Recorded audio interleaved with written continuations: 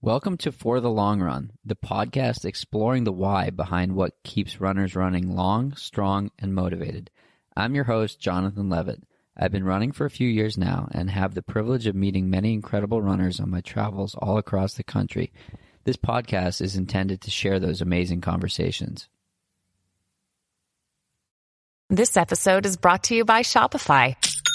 Forget the frustration of picking commerce platforms when you switch your business to Shopify, the global commerce platform that supercharges your selling wherever you sell. With Shopify, you'll harness the same intuitive features, trusted apps, and powerful analytics used by the world's leading brands. Sign up today for your $1 per month trial period at shopify.com/tech, all lowercase. That's shopify.com/tech.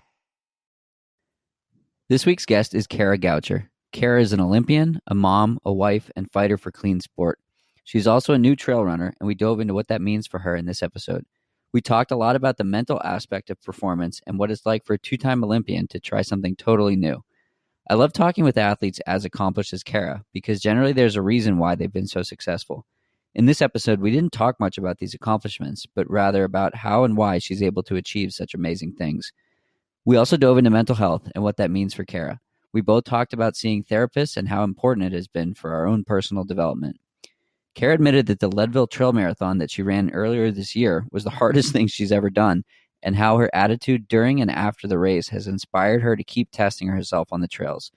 She talked about the next race that she's training for, and I'm super stoked to share a start line with her later this year. I'm sure you'll enjoy this conversation. I certainly did.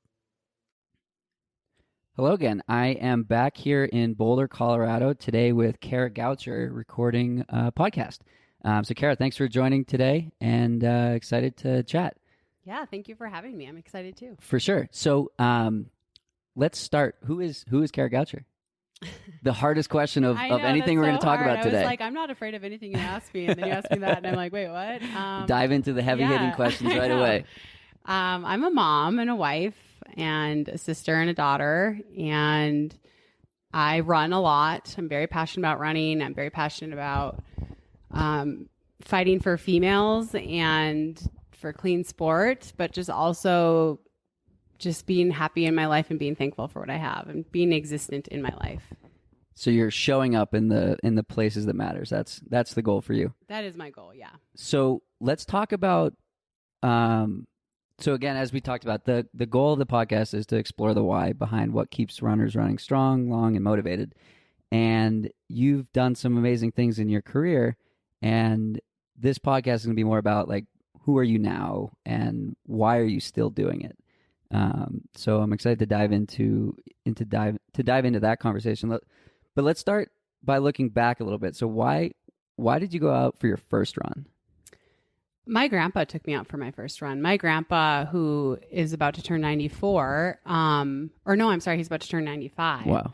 Was a lifelong runner until he just physically couldn't anymore. And he took me out for my first run. When I was 6 years old, he took me to a mile run, like a race actually. And so he's the one that got me into running, and it was kind of our thing and something that we related to each other on. My sisters are much more athletic than I am, like basketball players and really good soccer players. And even though I did that stuff, like I wasn't very good at it. Yeah. So running just sort of became my thing, and my grandpa and I really bonded us together. So that's how it all started. That's awesome. The timing of that comment is interesting.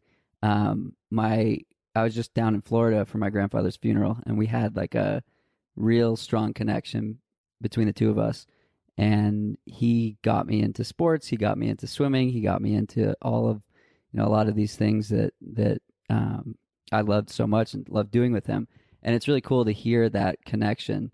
One of the things I thought was wild was that a lot of people reached out and said they didn't have a connection with their grandparents, or they passed away when they were young. So it's super cool that you had that connection and you were able to, he sent you down a path that has brought you to where you are today. Yeah, totally. I do think that like good things come from horrible situations. My dad died when I was 4, and we moved in with my grandma and grandpa. Mm-hmm. And so as much as I'd like to have my dad here today, I feel super like lucky that I'm super close with both of my grandparents, and I've gotten to know them and hear their stories and appreciate their lives, which if he hadn't passed away, I don't know that I would have had that.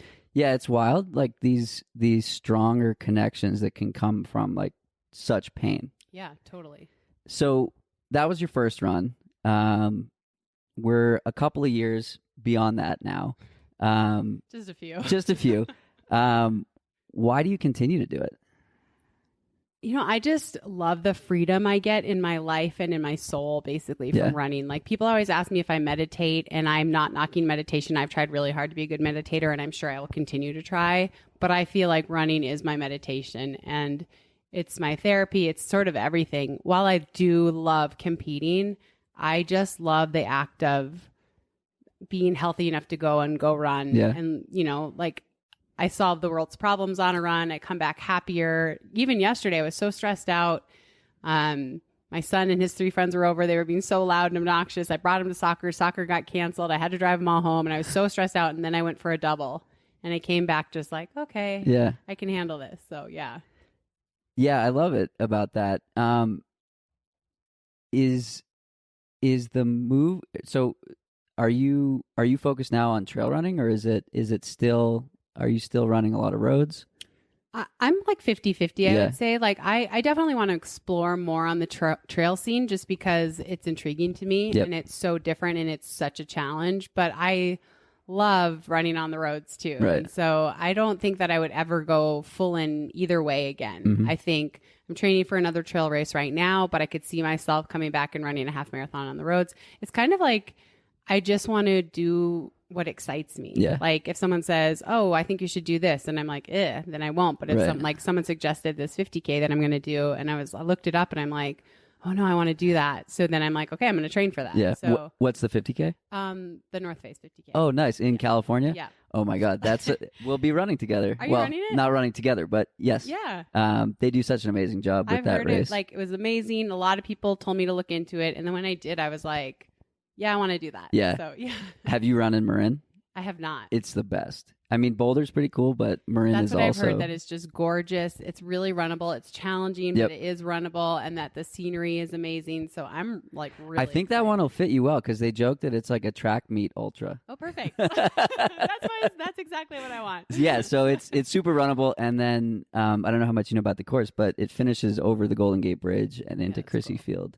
Yeah. So it's like you run, 28 miles of trail, and then you're back on the roads. Yeah. But that road is, a 3-mile hill. That's fine. That's fine. I mean, hopefully I'll be in better shape than I was in at Leadville at that point in the race, but I'm excited about it. Nice. So let's talk about Leadville. What was it like doing something that was like so wildly different than you've ever done before? You know what? I was so naive to the whole thing that it was like not a big deal until maybe a couple weeks out when it started, like the media really started churning on it, and I had people being like, wow, are you sure this is the one you want to do for your first one? But I was like, well, there's no turning back. It's like 10,000 feet, right? Yeah, 12,000? It starts at 10,000 feet. That's the lowest point. So, and then, but I was just really naive about the whole thing. I was like, well, whatever. I was pretty fit going into Houston. I feel like if my hamstring hadn't flared up, I was going to run around 237. And now I just am, adjusting to this different footing, and I'm going to be fine. And, it was a totally different monster and a different beast. And I totally did everything wrong, like a total rookie. What were some of the things you did wrong? I totally underestimated the effects of altitude over time, being up that high. I totally underestimated the fueling that takes place when you're out there for more than 2.5 hours. I totally underestimated the other women in the race because they went out so hard, and I thought, well, I just have to keep them in my sights. Just match them, yeah. For sure, I'll run them down, and like, no, I mean, the woman who won beat me by over a half hour. Wow. And I mean, there was like no coming back. Yeah. So I just really opened my eyes to like, oh, this is a different ball game completely. And you can't just say, oh, I'm a pretty good marathoner. Right. Now, it translates. and just move over. So prior to this that training cycle, what was your longest run in terms of time on feet? My longest run. So I used to do 3-hour runs to prep for the marathon, which I did. Jerry Schumacher got me doing that. And then I did that with Mark and Heather as well. So I had done one 3-hour run leading up to Houston, and then before Leadville, I did one 3.5-hour run. Yeah. And I was like 20 miles.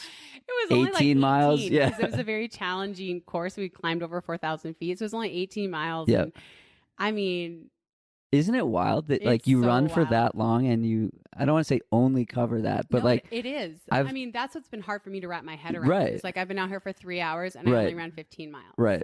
It's wild. And so I'm training for something that might take 14 hours and like you need 5-hour training days. And it's like crazy. you're still only going to cover like 25, 30 miles in that amount of It's time. been hard for me to wrap my head around that and to say, like, not get obsessed with mileage. Right. Like, say, I'm doing a 3.5-hour run, whatever it is. Right. And then, I ran Marcus Hilly and I trained together for Leadville. And we get done and I'm like, we only went 18 miles. We should go out for at least 3 more. And he's like, dude, we just climbed over like 4,000 feet, like we did fine. But it has been that has been a challenge for me to shift from like, I love mileage. Yeah. I am like, love to run 105 to 110. That's my happy place. And to let go of that a little bit and concentrate more on time, that it has been hard.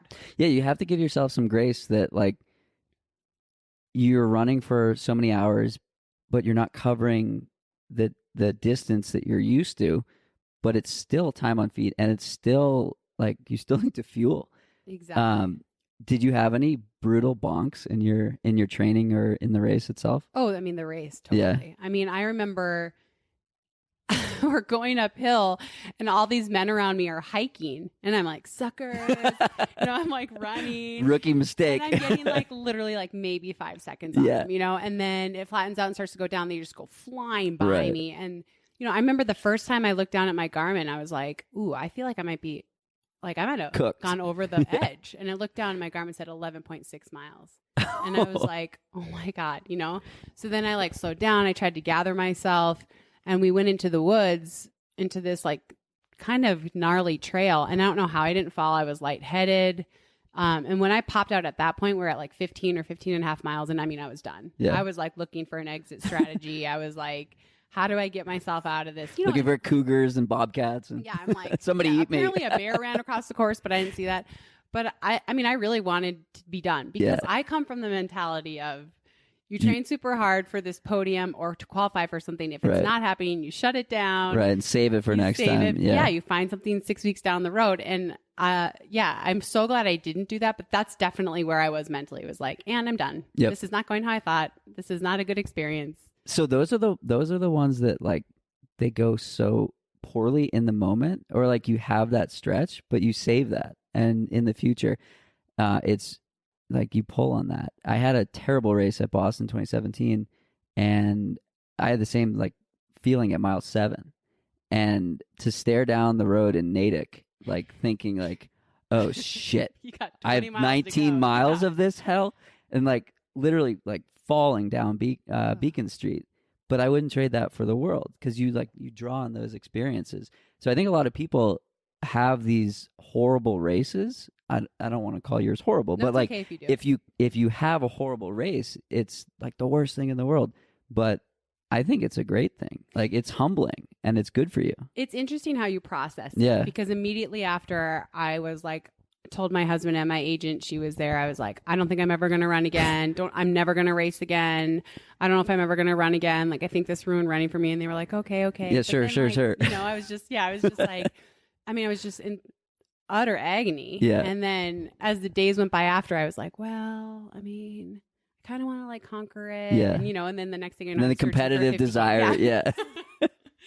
But yeah, my initial reaction was like, I was embarrassed. Yeah. I was very embarrassed. So how is handling that as someone that's like very public? So I was very embarrassed. Like when I finished the race, I knew I had peed all over myself. I wasn't sure if I had pooped all over myself or not. Like That's allowed in trail running. Yeah, though. I know. Nobody cares. Like I didn't know. But It's actually, you get bonus points. I think they take 10 minutes off for I every. finished the race and I have like vomit on my jersey and I definitely peed. It's like my socks are soaked in it. And I'm like saying to Adam, like, did I poop myself? And he's like, no, but Not you that need I to know go of. shower. Yeah.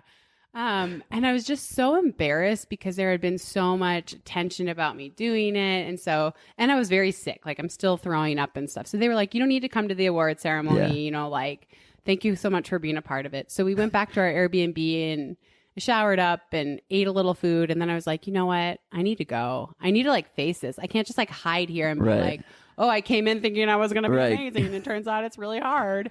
And so I went to the award ceremony and I'm so glad I did because I thought people were going to be like, idiot. Yeah. And instead they were like, welcome. But that's not the vibe. That's not one bit. Yeah. It was like, welcome. We're so glad you came. Everybody was so nice to me. And I'm like, wow. I mean, like, I'm so glad I went because I would probably still be embarrassed about it. Yeah. You know, and instead I left that going like, okay, I mean, these people still liked me. They were still nice to me. That's the coolest thing about trail running. I think that people really don't give a shit about your time, your place, your anything. They care when you do it in the moment, and then it's just like then it's over. Yeah. Even, you know, Western States winners and Leadville winners, all that stuff. Like, sure, it's cool, but they care more about like your journey to get there and the fact that like you're challenging yourself, you're doing something new, and you showed up and had a tough day. Yeah. And I mean, I can't even tell you, like, came out of the woods and I'm like, I have to drop out because I have to walk. And these people were like, walking's allowed. Yeah. It's no big deal. My coach wrote a blog for Trail Runner magazine, like promoting hiking. It's like, if you hike, you're doing it right. Yeah. And it's wild, but like you go from you know, watching splits of 5-minute miles to 15-minute miles. Yep. And it's like, it's super humbling. It's very humbling. Yeah. So what are you doing differently training for North Face versus Leadville? Or what are you going to do to tweak and make sure that, you know, by mile 11, you're still, you know, pretty fired up? I'm training quite a bit harder this time around. I'm running more. I mean, I got up to like 80, 85 while I was training for that, but I only held it for a couple weeks. And this time I'll have held it for more like 8 weeks. I'm doing more longer runs. And I'm trying to do some speed. So basically I'm doing like one session a week of speed, which is not like hardcore speed, Right. but trying to maintain some of that so that when I do have a chance to run a 6 mile, it doesn't feel excruciating. Right. Where are you doing the speed work? On like trails, but not technical. Yeah. Just flat, nice. Like Farlick style? Yeah, exactly. Yeah, exactly. Cool. And then I did do some 800s last week just because I miss that Yeah. stuff. And I train with this guy, Marcus Hilly. We do a lot of our runs together. And he was like, why do you want to do 800s on the track? I was like, because I need to feel miss good it. about myself. Yeah. Need to hit those. Yeah, I need to, you know, it wasn't even fast, but I just like, I do miss that kind of stuff too. And then I'm just trying to do one good long run a week and one where it's long and on like roads and one that's time wise long, but on trails. Yeah. So it's not like I'm going to go there and just dominate or anything, but I know I personally will be much more Feel prepared. better. Yeah. Do you do any back-to-back long days? Yeah. So I started doing that too. So every other week I do a long run on Friday and then a tempo run on Saturday. So it's, again, none of it's crazy intense. It's Right. just like getting out and clicking down to 630s on tired legs. Yeah. It's like, ugh, you know, but I think it's going to help me. I'm Yep. hoping it's going to help me. That was the biggest change. So I started working with David Roche a year-ish ago, and that was the biggest change with him, and just like feeling better. Mhm. You know, I was doing like 2.5 to 3.5 hours, and then like 90 minutes the next day, and it's just like it sucks, but Yeah. it's Yeah. good. So Yeah. I hear a lot. I don't have a coach right now, but I hear a lot of good things about him. And I think that I got some of this training Yeah. from him. Yeah. he's got a lot of good stuff on Trail Runner and a lot of good dog pictures on Instagram. Yeah, so that's always good. That's what's good. So have you? So are you self-coaching? I am self-coaching. Yeah. How's that been? It's fine. You know, Mark and Heather guided me a little bit to Leadville. But I just felt like I didn't know what I was doing. And they are so busy with people trying to achieve really big things that for this race, I was like, I'm just going to do it on my own. If this race goes better. You mean when it goes better? When it goes better. And if I'm like, yeah, okay, now I really want to give this a go, then I will get a coach. But part of it is I don't want the pressure of the expectation. You know what I mean? Like, I just want to do it on my own and have it be my own thing. Yeah. And then if I were to run this and it went well and I felt really good about it, then I've already told Adam, like, then I'm probably going to get a coach for the next adventure I choose. Is that, what would you look to make that adventure? longer? Or Yeah, I think I would really like to run a 50 miler. I think I don't have interest in going 100. Just to be clear to everybody. Yet or ever? Not right now at all. So maybe in the future is what you're saying. But I would like to do a 50. For whatever reason, that's very intriguing to me. And then Why do you think that is? Like I'm doing this 50K and I know it's going to be super hard. Yep. But I know as long as I don't run like a total idiot, it's attainable. Yeah. But 50 miles is like, it's basically 2 marathons, right? So that for me, mind-wise, is really like, I mean, could I do that? Like, could I hold it together upstairs for that long? And so is that what fuels you? That like, I don't know if I can do this. Yeah, and I mean, I have to be totally honest. One of the things that I didn't like after Leadville, I did not like who I was. Why not? Because my mind was so negative. And like I pride myself on like being really tough and being kind of gritty. And maybe I'm not like the most talented person out there, but I want it and I'm gritty. And I could find nothing positive. If it wasn't for other people, I would have dropped out. And I didn't like that person. She was like so dark. Yeah. I mean, so dark. Like I was having thoughts of like, I want something to come out of the wilderness and just drag me off. Like really, I can laugh about it now, but like I wanted end game. Like that was it. Yeah, like this day needs to be over. Yeah. Like I don't even care if it means death. You know? Eat my ankle. Yeah, please, something. And I was like, ooh, I don't really like that person. But now that I've gotten away from it, I'm kind of like, okay, well, I kind of feel like I need to face that dark side a little bit. Is that the worst you've ever felt in a race? Yeah. Oh, yeah. That's the hardest. I mean, I know people are like, oh, whatever. You've been to the Olympics and you won a medal. But like, no, that was the hardest thing by far that I've ever done. By far. Like nothing comes close. How does it compare to standing on the start line of the Olympics, knowing that everyone around you is the fittest in the world and the fittest that they have ever been or that they've been in a while? Like, walk me through the comparison between this is the hardest thing that I've ever done versus the comparison of all these women are so insanely fit and I'm racing them. You know, I've always been good about saying like, I know I'm not the best runner in the world. I just know that. I'm not like so full of myself, but I would always get as fit as I could be and then hope for an opportunity. But if they were going to run like in the 10K, if they were going to run 29:30, or if in the marathon they were going to run 2:18, that's not my race. Right.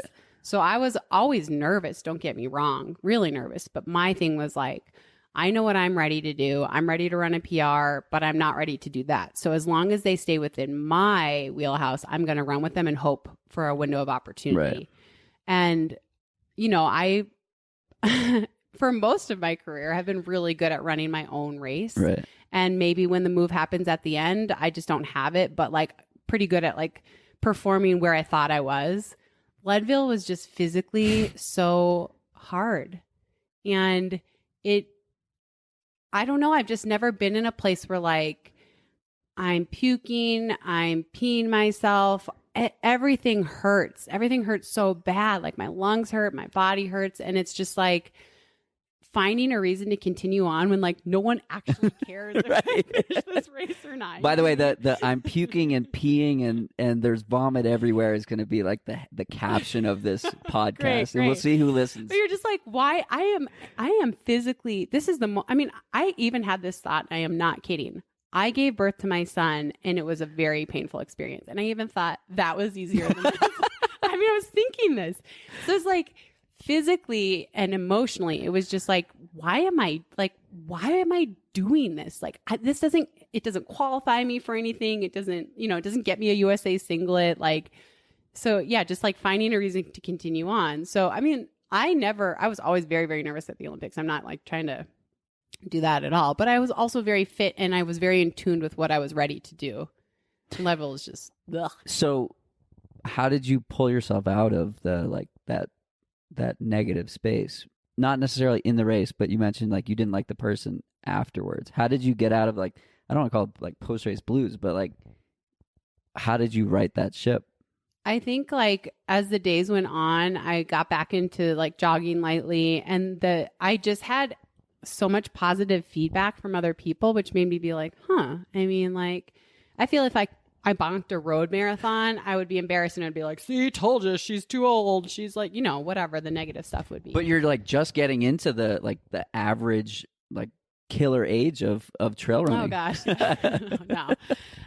But the energy was like so positive back. And then I started to think like, well, I don't really want to run from that. I kind of want to face it. Like I kind of want to face that ugly side of me and know, I mean, even though I did get through it, I feel like I barely got through it. So I would like to just face it again and know that like I am stronger than that negativity. That's awesome. I think North Ace will be a super cool opportunity to do that. Surrounded by some really awesome athletes. Yeah, I'm excited. I mean, I was telling someone that I'm running there and they're like, that's like a championship race. I was like, oh, great. Here we go again. But once again, like I really am going to be focused on myself this time. I'm not going to be paying attention to what anyone else is doing. Yeah. It's cool because it's a trail race, but there's tons of crowd support. And then the finish line area is just like a massive party and like they have a concert and like people stick around for hours afterwards. So again, it's like the kind of thing where it's like, oh, hi, you finished? Welcome to the party. Yeah. It doesn't matter, again, what you've done. You've overcome your own, personal battle to get there. But it's a super cool environment. Yay. I can't wait. Nice. So that is 8 weeks away, 9 weeks away. Yeah. Yep. I cool. think 9 weeks, maybe. Yeah. Well, that should be fun. We'll definitely see you out there. So a question that I like to ask is about balance. So you wear a ton of hats and you're active on social media, you're active with your family, you're active, with sponsors. How do you handle that? How do you balance it all? Yeah, I think balance is like a tricky word because I don't think I'm ever really truly balancing everything perfectly. It's kind of like I prioritize at different stages. Yeah. So, like when other women want to come on board and fight for maternity protection, I'm going to go all in on that. And some of my other stuff is going to fall to the side. When my son is struggling in school, everything else is going to fall to the side. When I'm really trying to like run fast in Houston or run a fast marathon for myself in Houston, all the other stuff kind of falls to the side. Every once in a while, I do find myself in a hole and then I just like disconnect for like 2 days. It's like I'm dead. I just like take my son to school and then go back and sit in bed. I'm serious. Like I go for a run and just get in bed. And then I'm like, okay. But yeah, in general, it's just sort of like, it's a lot of moving parts and it's a lot of like what's important in the moment. Magda Boulay had a very similar answer. She's like, balance is overrated. You just go all in on what is important to you. And her answer was basically, if I can look my son and my husband and in the face at the end of the day and like be proud of the decisions I made on that day, that's a good day. I totally agree. I mean, like, honestly, obviously my husband and my son will always come first, but even they know sometimes I push them on the back burner a little bit for stuff. But what really matters is that they know I am there for them when they need me and that I'm doing things that make them proud. I think that's super important. One question that came to us from, I think it was Twitter, was managing, and I believe this was in your book, Strong, managing the imposter syndrome and more about how you've experienced it, if you've experienced it, and how that applies in sport and also sort of other parts of life and other professions as well. Yeah, I mean, I've struggled with imposter syndrome my whole life, and I still do, right? Like, I'll be on a panel in London, and I'm like, why am I here? I don't belong here. But why do you think that is? You've done all these incredible things. Yeah, I don't know. I think it's just one of those things. I have like low level anxiety, and that's the way it really presents itself. I mean, you were talking about the Olympics. My very first Olympic experience, my first race, the 10,000. I had won a medal the year before. The same top two women were first and second. And I had such imposter syndrome that I was warming up in the practice track and I was crying. Wow. I was like visibly crying.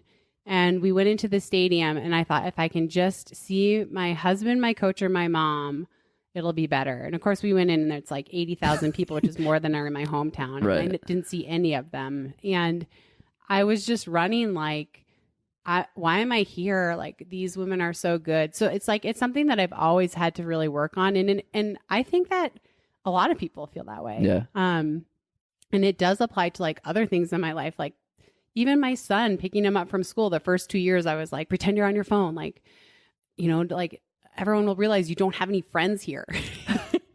And then now I've like developed friendships and stuff. But yeah, I think it's just one of those things that I always kind of feel like if they really knew that I grew up in Duluth, Minnesota and ate Spam and goulash and stuff, like they'd realize I'm not that smart and I'm not that talented and I'm not, like that's the negative chatter that comes into my head. And I've just had to really learn how to fight that. And I talk about that in Strong, but the same sort of stuff that I've applied to running, I've applied to life. Like I just, reminding myself that I deserve to be here. I've done the work to be here. I am educated on this topic enough to have an opinion.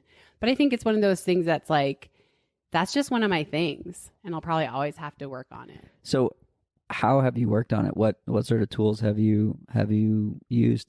I mean, I've been in therapy like basically my whole life, but I think like the one tool that's helped me the best is keeping a confidence journal. And I used to keep one for running, but now I keep one more for life. Yeah. And every day I have to write something positive about myself, which sounds super cheesy, but there's something about when you're having that anxiety or having that imposter feeling, flipping through that and seeing your own words being like, hey, you did this today. Yeah. So-and-so asked you for your opinion today. Someone that you respect asked you for your opinion on this, And then, of course, in running, like, you did this workout and you did that workout. Like, you deserve to be here. You've earned your position here.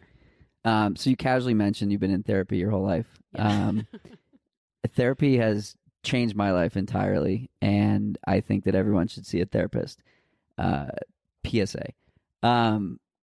Have you been seeing the same therapist for years, or have you changed as you've moved? I changed when I moved. Yeah. So I first started therapy when I was really little for kids that had lost a parent. And then I started experiencing a lot of race anxiety in high school and saw a therapist then. Was it a sports psychologist or was it like It was... So actually, I was a dancer, so I went to a dance therapist. Like you would dance out your feelings, but then I was so worried that I looked like a fool. It actually like totally backfired. But then I started seeing a sports psychologist in college. And then when I moved to Oregon, I had 2 different therapists there. And then when I moved back here, I went back to my old therapist. So cool. that used to embarrass me. Yeah. I mean, I was in therapy for years. I went through a bout of depression where I had to be medicated. I would like never admit that. Yeah. Now I'm like, why am I embarrassed about that? Right. Like, I don't care. Like if talking to someone and someone helping me see the goodness in myself and the strength in myself helps me, like, okay. Yeah, do it. Like, why am I embarrassed about this? Yeah. So it's just interesting how I ended up writing a book about how mentally weak I was, right. essentially. But so it's a ringing endorsement for your therapist. I know, right? I'm like, oh, okay. But in the end, I feel like I've turned it into a strength. Like I'll admit what I'm weak about, and that's okay. It doesn't have any power over me anymore. You know what I mean? Yeah. The acknowledgement of like, this is something I'm working on is empowering. I think instead of being embarrassed and keeping it quiet and wishing it would just go away, I'm like, no, you don't get to have power over me. I'm going to fight this. So it's been so cool because I started seeing a therapist last August after I saw one when I was in, I don't know, 3rd grade through 9th grade. I was a very depressed kid. And I started talking about it, and I just started getting all these messages from people like, I see a therapist too. In the first 2 weeks, I had, I don't know, 10 conversations in person where I casually mentioned that I'm my therapist, blah, blah, blah. Me too. I see a therapist too. And it's wild how many people see a therapist but don't talk about it. Right. And I think that, I don't want to say the times are changing. I sound like, a grandparent, but I think the times are changing and it's like becoming normal. You have people like Mario Fraioli who have this massive platform and he's so open about it. And I think for men in particular to admit and talk about the fact that they're doing it, and you're not weak. No. You're strong. No, exactly. I do think the times are changing. I think we're coming to a point where we are learning to appreciate people as a whole, and that the pressures we have in society and stuff, it brings people down. It's a lot, and that we don't necessarily have the tools to handle it all. And that's what you get from therapy. You just get tools to handle situations that are hard. Definitely. And then applying what you do in sport to life. I think I've had like a lot of ups and downs that I've matched with like really awesome training and really awful like life moments. And it's so cool to like accept and acknowledge that like this conversation's going to suck. And I embrace that and then just dive into it. I think that's super powerful. Yeah, the parallels are incredible. Everything I've learned to become more focused and more deliberate in my running has translated to real life. Totally. Yeah. So what advice would you give freshmen you? College or high school? Let's do both. Okay, high school, I would say, you are so fast and so little and it's so fun. Yeah. But your body's going to change. And you're about to grow 8 inches and you're going to feel like you let everybody down because you're not going to be that cute little girl anymore. And your body is just doing what it's supposed to do. And you're not a failure because you're gaining weight. You're actually who you're supposed to be. And at some point, you're going to be so strong and your body's going to be so strong. You're going to be able to do things you never imagined you could do. So be gentle on yourself. See it through and lean on your friends because you guys are all going through the same sort of thing. That's what I would have told her. That's awesome. All right, now college. College. I came into college like a damaged high school runner. So I would say all the things you want can be, again, similar to high school, have patience and really believe in what you're doing and don't ever get caught up on what someone else is doing because someone else's path is not your path. Just really stay focused on your path and your small progress and staying true to yourself, and everything that you hope to be will be. That's awesome. We got to invent a time machine so that every time I ask this question, we can go back and I was so hard on myself and so hard on myself. And I wish I would have been gentler. And I wish there had been, I had very supportive mother and sisters and everything, but I wish there was no real adult being like, hey, I went through that too, And so that's why I started my girls camp. I just want them to hear it from someone who looks like they have it all, that I also had doubts. I also PR'd as a freshman and never PR'd again until I went to college. And it's okay. Yeah. So you talked about comparison there. Is that something you focus on now in terms of like not doing? I've noticed that there are a lot of pros that publicize their workouts and they talk about their workouts, and there are others that don't. So sort of what's your approach when it comes to Strava or stuff like that, and sharing the details of the journey? I have a Strava account. I used it quite a bit leading up to the Olympic trials in 2016, but I'm going to be brutally honest. I never looked at what anyone else was doing.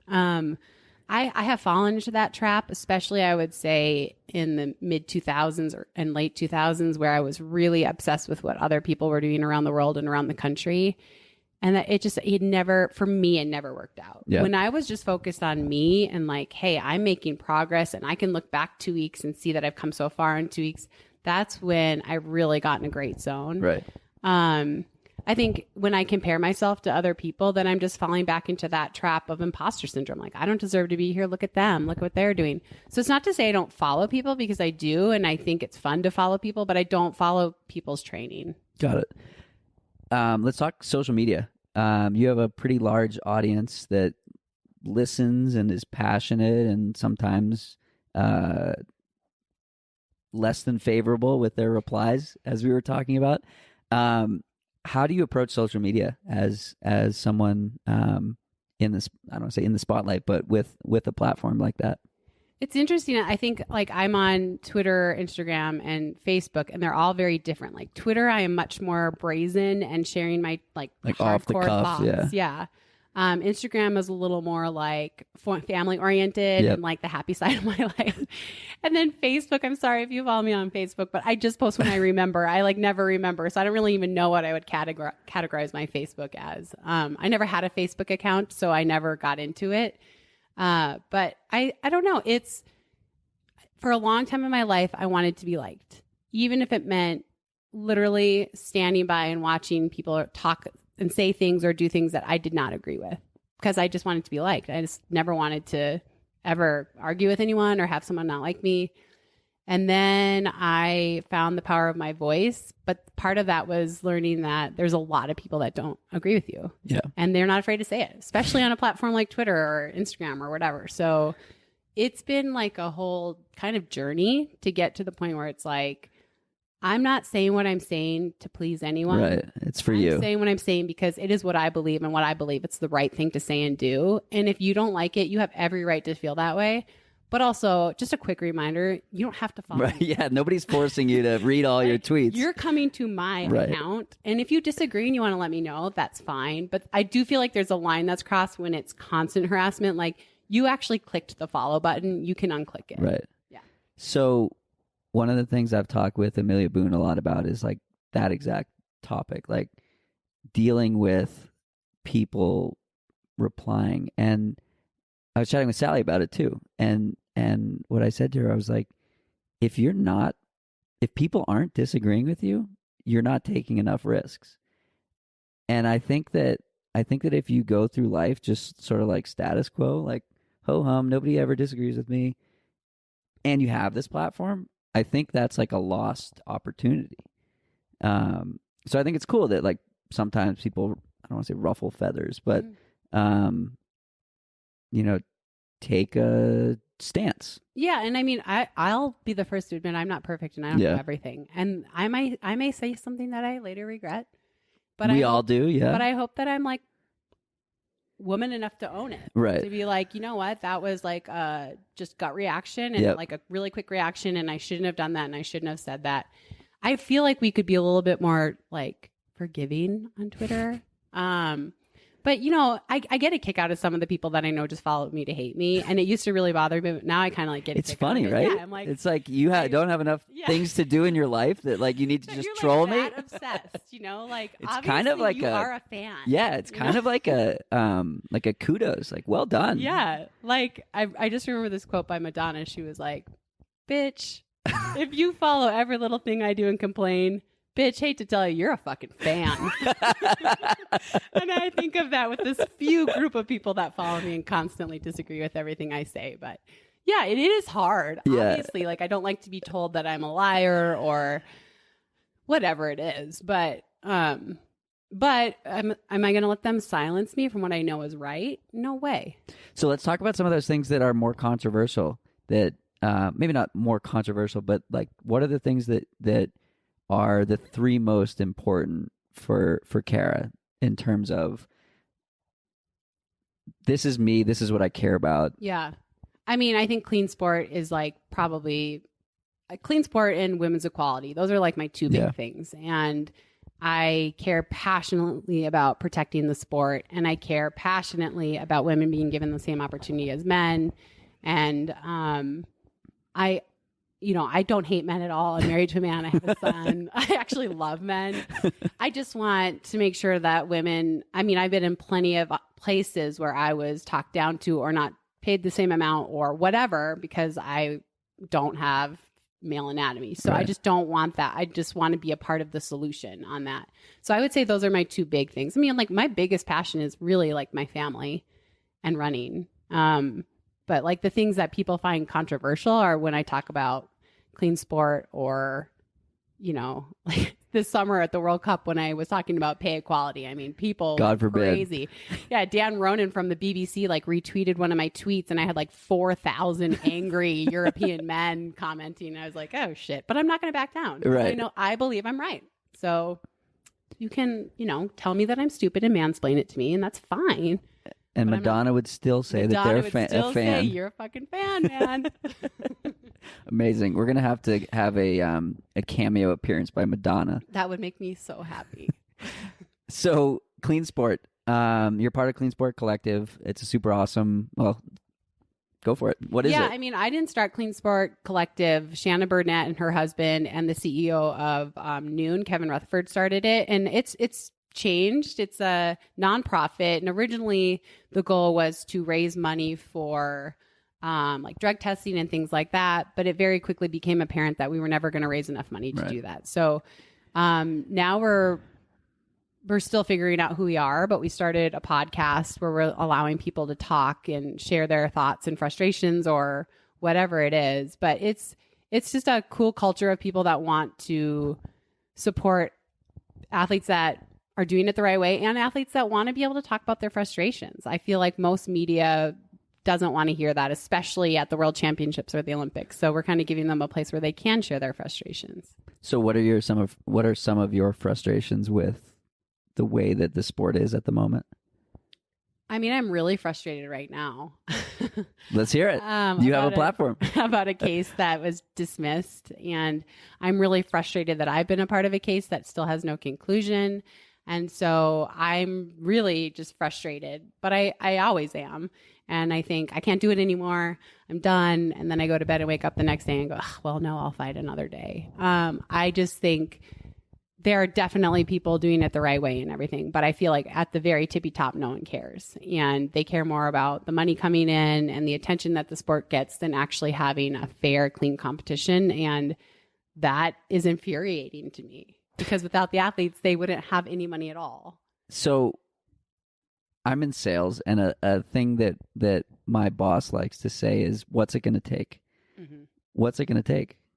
Yeah, it's a great question. And we've talked about it a lot with people on the podcast in the last week. But I think it takes the athletes coming together because the athletes in the end are the ones with the power.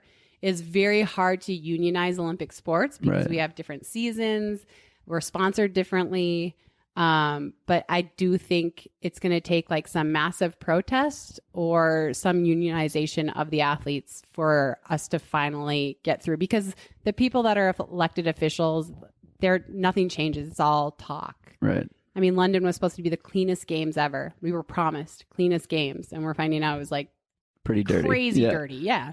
So it's like, it's just, and what happens? I mean, like, so we're finding that out 7 years later. Well, it's too late now for all of those athletes that was their they missed that podium. Yeah, it's over. So not to change gears entirely, but I have a really tough question. What is your go-to karaoke song? Oh, that's not what I thought you were going to ask me. What did you think I was going to ask you? I don't know. Something about like a case I'm involved in or something. Probably Madonna, Like a Prayer. Like a Prayer is a good one. I used to go to a summer camp that we would do karaoke at Applebee's in like rural New Hampshire. And Like a Prayer was like the go-to on Thursday nights. Like everyone knows all the words. Yeah, all the words. Even if you say you don't, you know all the words. Yeah. Life is a mystery. Where do you think cross country is going? Oh, man. I worry about cross country. I love cross country. Like you're talking about like the actual running across cross country sport? Yes. Yeah. Okay. I love cross country. I think it's some of the most pure form of the sport. I feel like we've kind of abandoned it on the, world elite level. And that makes me really sad. We used to have world cross country more often, more teams, more people going. I know a lot of people would like to see it in the Olympics. I would love to see it in the Olympics. I don't know that that's ever going to happen because I feel like the Olympics keep changing to bring in more sort of flashier current events. And I mean, I think like the 200 and the 10K and some of the throwing events are on the chopping block moving forward. So I don't see them adding that, but I love cross country. I just think it's like this crazy, amazing place where it takes so much strength and thought and courage to run a good cross country race. And I just love following the college scene now because that's where we really still have it. I have a friend who lives in San Francisco, and he's an ultra runner, and he and his friends love hammering cross country races. He's like, it's the best training ever. You go for a long run and the next day do a cross country race, or do the cross country race and then go for a long run. He's like, you just find your limit so fast. Do you think you'll incorporate anything like that into training going forward, and like just jump in short, hard, fast races? Just for the Sufferfest? I feel like my hamstring would pull just thinking about it. But yeah, I mean, I still have this dream of like coming back and trying to make one more cross country team, because I feel like Olympic teams and world teams are off the table at this point in my life, but maybe a cross country team, because so many people seem to pass when they make it. Yeah. I just love cross country. And Adam and I have talked about this, like making a cross country series. And I think, I don't know, if there was like enough interest, maybe that would be something I would be willing to work on. I just feel like there's so much high school cross country participation. There's got to be. It just goes nowhere. And then it's just done, right? Yeah. If you don't go to college and run in college, it's just done. And there has to be so many people that would be like, wait, I used to do that. I used to love that. I would do that again. Yeah. Yeah. Cool. What are you scared of? Oh, geez. Disappointing my son, my family. What do you do to make sure that the things that scare you turn into strengths? Yeah, I mean, Colt's like been a little, this little baby came into the world. I had no idea how to care for him. But he's turned like he mama bared me, like something happened. Yeah. And so I just want him to know that I always did what I truly believed was right, and that I didn't let anyone intimidate me into not speaking my truth. And so, yeah, I feel like he's given me sort of superpower to just like say the things that I feel like need to be said. And I mean, the thought of disappointing my family is like, just terrible.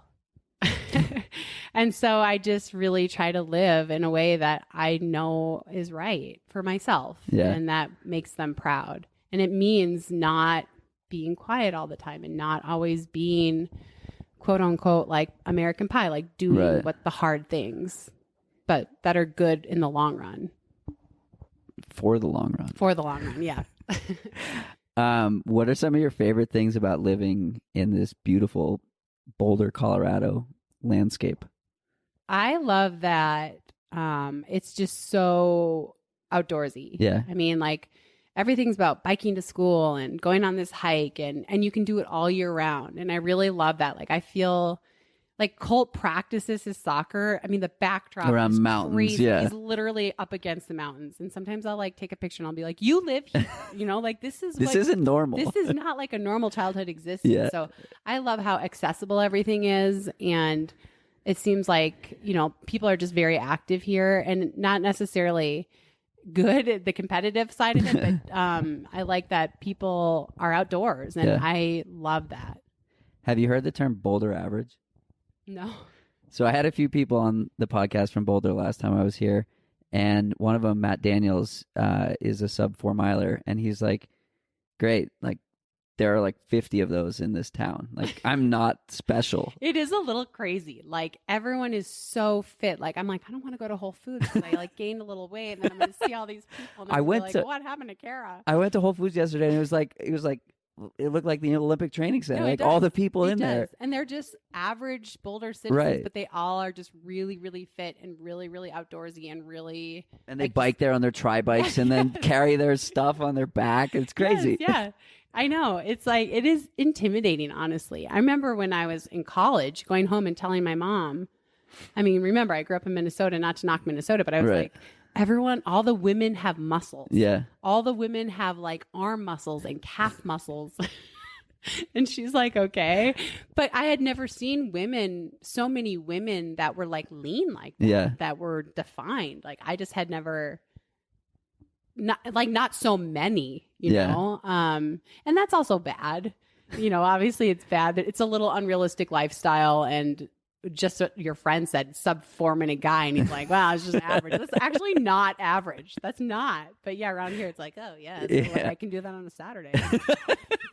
He's like Boulder average is having a shoe sponsor. Like that's average. Sponsored. Yeah. Everyone's like working for Kona or Boston or, like my friends will be like, oh, did you get recognized in the store? I'm like, nobody cares what I'm doing here. They're like, big deal. You're trying to make whatever team. Like I'm trying to do whatever. Yeah, like, me too. Has their own thing. Yeah, exactly. I'm going to the world champs in this. Yeah. It's like, okay. And then I'm doing an Ironman. And then I'm doing I'm going to BQ in the Ironman. It's so crazy.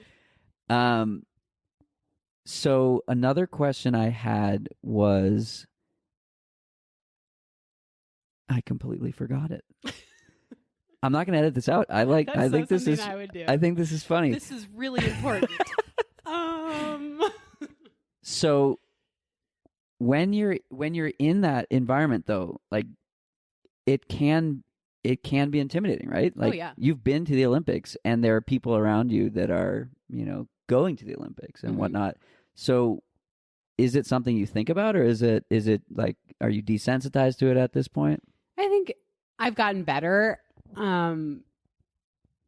Because I just have to be like, well, what does it matter, Kara? Right? Like, what does it matter? Like, if they look fitter than you, or I mean, you're gonna prevent yourself from going to get that blonde brownie you want at Lucky's Bakehouse because you're afraid you might. I was there today. It was so good. So good. Like, no, I'm gonna go and get the $5 blonde brownie because I really want it. And so you just have to say, you know, like, I'm doing my best, and you know what? They are not judging you. Right. They actually don't care. They don't. Nobody gives a shit. Yeah. That's what I've learned, like, over the last few years, that, like, people just don't care. No. They don't. And everyone's walking around thinking everyone else cares so much. Right. And nobody does. And nobody cares. And everyone's got their own shit going on. Everybody has their own crap that they're dealing with, that they're just trying to keep their head above the water. Everyone's drowning, and it's okay. It's okay. Yeah. I mean, I still have my moments, you know, where I'm like, oh man, but in general, I'm just sort of like, whatever. Yeah. It doesn't matter. Well, I'd say that would be a good point to end, but I have a couple more questions. Okay. So one of the things that I've heard that people like about this podcast, and people of this podcast, correct me if I'm wrong, is the sort of access to elites and pros, and understanding, like, the behind the scenes of how it works, and running competitively, and being paid by sponsors and things like that. So let's talk a little bit about sponsorship. And you've had a handful of sponsors over the years. Some have worked out well, some have, you know, you've parted ways with. Let's talk about that dynamic. How was it initially, and then let's fast forward to today. Yeah, I think it's evolved for me over the years, because my first 12 and a half years I was with Nike, and I had no power in that situation, because they're the biggest sports apparel company in the world, right? So, and they have 100 other athletes that'll take your contract. So it was fine. On a Tuesday, on any day. Yeah, on any day. And so it was fine. It was a very supportive environment until the end. Right. And then I realized, like, this is actually not healthy for me. But for most of those 12 and a half years, it was great. But then some people will argue me on this, and I know you're listening. I chose to leave. Listen, this is Kara saying it. She was there. I was actually there. P.S. She was there. I have the documentation to show that I chose to leave. She remembers. And then I kind of overwhelmed myself, because I was like, well, I don't ever want to be tied down to one company ever again. And I want to have a bunch of sponsorships. And that became a little bit overwhelming, because I hadn't thought it through. Like, everybody wants their photo shoot. Everybody wants their appearances. Everybody wants their blogs. And all of a sudden you have 5 sponsors. So I think it's come around now where I'm with people that are willing to work together, and it's become a much more holistic opportunity where, you know, Ultra and Oiselle can work together. Noon and Oiselle can work together. We all have the same mission, which is to empower people through health and wellness. Right. So, it's been really good. But it's been a lot of learning, and I do not have a business background at all. I was a psychology major. And so it's been most of business is psychology anyways. Yeah. Well, it's funny, because people will be like, oh, you're an entrepreneur. And I'm like, no, I'm not. I have no idea what I'm doing, but I've gotten to a good place. And then the other thing is, so many sponsorships are performance driven, because that's the model, right? Like, I want to sponsor you because I want to see you on top of a podium. So as I've gotten older, renegotiating contracts in a way that it's about what I want to do. Like, what if I just want to do this crazy run with my husband and get lost in the mountains? Like, is that just as important as me trying to qualify for the Olympics? Which traditionally the answer is no. Right. But in 2019 and 2020, it's different now. Now it's like, yeah, we want to see that. We want to see all the bits and pieces. Yeah. So, and you know, like, I signed with Ultra when I was still trying to make a world championship team. And then I was like, I kind of just want to, like, explore other areas of running. Yeah. And I was nervous to tell them that. And they were like, we don't care what you do. We just want you to, like, keep running and showing us that other adventures are out there. Yeah. So I feel like I'm in a really good spot right now, and I have long-term contracts, and I mean, honestly, I'm so freaking lucky. Like, I'm 41. I, like, admittedly am not the athlete I used to be. My knee is messed up. I'm slow. And I still, like, get to make a living just, like, training and sharing that. So, that's awesome. Yeah. So as someone who's on the brand side of the endurance world, it's exactly what you're saying. It's like the results are one thing. That's what like puts you in a position to be where you are, maybe. But we care more about like being open and sharing your story, and like more important than like the highs, like the lows and everything in between. Right. And the athletes that we've worked with that we've had the best relationships with are the ones that like they may not be winning races, but they're talking to their fans, they're engaged with their audience, they're answering questions, they're doing podcasts, they're doing what you're doing. And like it's a new world. Like it's not, 2005 and you only get a contract because you won. And Right. I think, but like that's got to be hard for athletes that are just like really like head down and work type athletes. So how's the balance of that between like being super open with everything and like not just sharing a highlight reel, but also like getting results? And like I think of athletes coming out of college that may not have a large platform, right? But they're racing hard and they're winning races and stuff like that.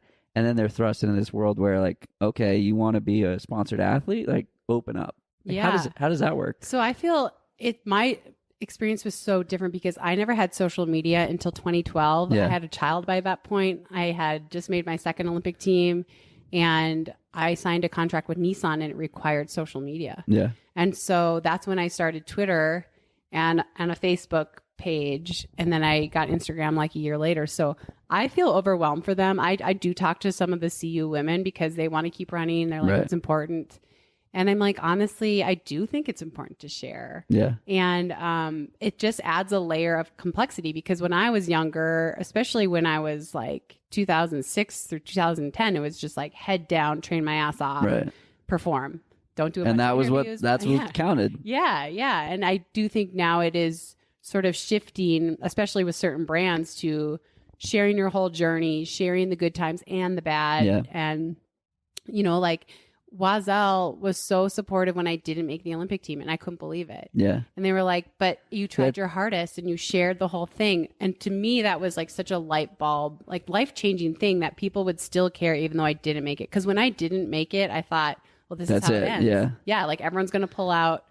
This is it. Like I just, that's the end of it. And instead that didn't happen at all. Right. But that's what I was truly expecting. I think Oiselle and Noon in particular have done like an amazing job with the storytelling around athlete success and athlete journey. Mm-hmm.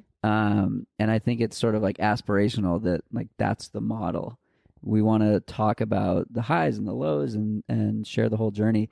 The Hoka Northern Arizona Elite team comes to mind as well. Yeah. I talked with Ben Rosario at length about this. He was on the podcast. He was the first guest that I had, or the first episode that I released, and that interview came about because we were talking about being an athlete in 2019, and he was like, they've got to be down for interviews and magazine articles and blog posts and podcasts and this and that. And I was like, podcasts? Would you be down for a podcast? He's like, yeah, let me just clear my schedule. And that's awesome. And it's just like, that's the world. Like they're just hyper accessible. Right. And I think that team in particular has done an amazing job with like really sharing they the highs have. and the lows. They've made that a priority, and it shows. And that's not to say that you can't just put your nose down and work and still be inspirational. Like there's some athletes coming to mind for me that are more private, and that's totally fine. Yeah. But I do think we're seeing a shift where there'll be more teams like that Flagstaff team, where people are really just sharing it. I mean, like Tin Man here in Boulder. Yeah. Tin Man Elite, they do a great job of that too. And I think like you said, it's like that's the way of the future. It's going to be these training teams that it's a collective story versus like lone wolf. And you can see how when one person in the group succeeds, the whole team wins. Yeah. Rather than everyone having to be hitting it all the time, or it's all, like, I just think, I mean, the culture is changing so much. Like when I was at the height of my career, it was like Kara versus Shalane versus Dina, it was like always this versus. Whereas I feel like now it's like, oh my gosh, we have Jordan and Molly and, and it's like a very different feel right now. And I hope personally that continues, because we can have multiple superstars. Right. We don't have to. I think it's good for the sport. It's so good for the sport. What if you don't like Kara Right. and she's the only person that's being promoted? Tweet at her. Yeah. Let her know over Twitter. She might block you. Daily. You should let her know you do it all the daily. time. I'm just going to let you know you might get blocked. But like, that's just too much, right? But when we have multiple people doing cool things, also it just sets up the next generation to be like, I can do that. Look Right. at all these people doing that. We don't have to pit each other against each other. Totally. What's one thing that you wish everyone knew about Kara? Probably that I'm just really, really sensitive. And so I read all of the comments, and if you want to hurt my feelings, you are. All right. And with that, be a good person. Yeah. And that's all we've got for today. Thanks so much, Kara. Yeah. That's it for today's episode. Like many long runs, it's sad when it has to end. I hope you join in next week on For the Long Run. And in the meantime, happy trails. If you've enjoyed this episode, it would mean a lot to me if you shared it so that others can find it and enjoy it too.